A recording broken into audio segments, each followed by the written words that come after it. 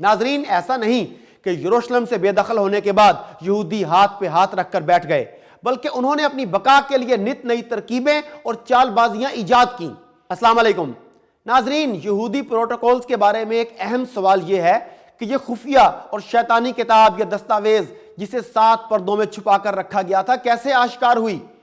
یہ داستان بڑی عجیب اور دلچسپ ہے۔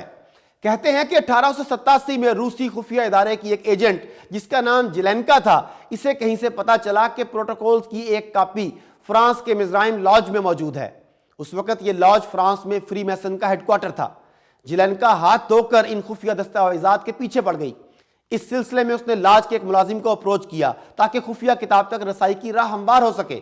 ایک دن اس ملازم کو رقم کی ضرورت پڑی تو جیلینکا نے فوراً 5000 فرانک کی بھاری رقم اسے دے دی۔ اتنی چھوٹی چیز کی اتنی بڑی رقم ملتے دیکھ کر ملازم نے خفیہ طور پر اس دستاویز کی ایک کاپی جیلینکا کو تھما دی۔ جیلینکا نے وہ کاپی سینٹ پیٹرز برگ پہنچا دی۔ یہودیوں کے چوٹی کے دانشور احتیاطی تدبیریں کرتے رہ گئے اور ان کے دشمن یہ دستاویزات لے اڑے۔ 1906 میں اس کا انگریزی ترجمہ وکٹر ای مسٹن نے کیا اور پھر دنیا میں تہلکہ مچ گیا، خوف پھیل گیا۔ ناظرین، یہودی پروٹوکولز ان تجاویز، منصوبوں، مستقبل کی پیش بندیوں اور پیش گوئیوں کا مجموعہ ہے جنہیں ایک مخصوص ہدف کے لیے دنیا کے چوٹی کے دماغوں نے سال ہر سال کی ارک ریزی کے بعد ترتیب دیا تھا۔ وہ ہدف کیا تھا؟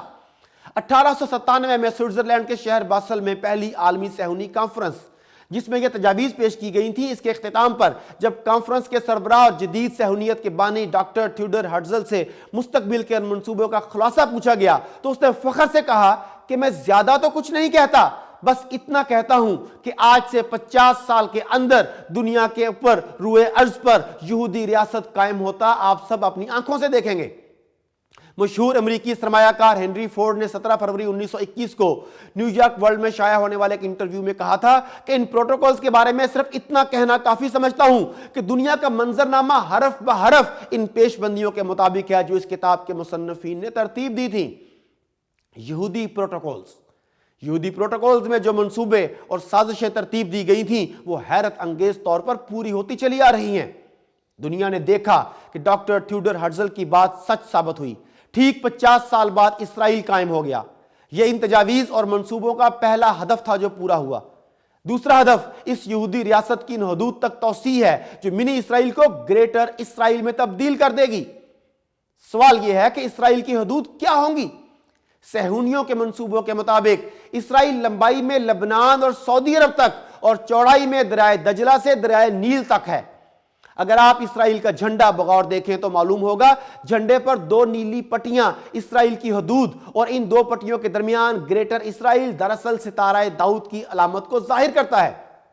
3 اپریل 1968 کو انگلستان کے ایک یہودی ادارے نے بڑی تعداد میں کارڈ چھاپا جس کی بیک سائٹ پر مشرق وسطیٰ کا نقشہ دیا گیا تھا۔ اس میں مشرق وسطیٰ بالخصوص جزیرہ نماء عرب کو اسرائیل کے زیر نگیں دکھایا گیا تھا۔ ناظرین، صہیونی اپنے سازشی ذہن اور بے تحاشا سرمایہ کے بل پر اپنے دیرینہ استعماری عزائم کی طرف بتدریج بڑھ رہے ہیں۔ ناظرین، یہ صہیونی اپنے مفادات اور شیطانی ریاست اسرائیل کی بقا اور وسعت کے لیے کیا کچھ کر سکتے ہیں، یہ اس سیریز کے تیسرے پارٹ میں دیکھیں۔ یہودیوں کی سب سے بڑی کامیابی یہ ہے کہ انہوں نے عیسائی دنیا پر مکمل طور پر کنٹرول حاصل کر لیا ہے۔ گویا یہودیوں کے ناپاک منصوبوں کو عملی جامہ پہنانے کے لیے عیسائی اب ان کے جونیئر پارٹنر بن چکے ہیں۔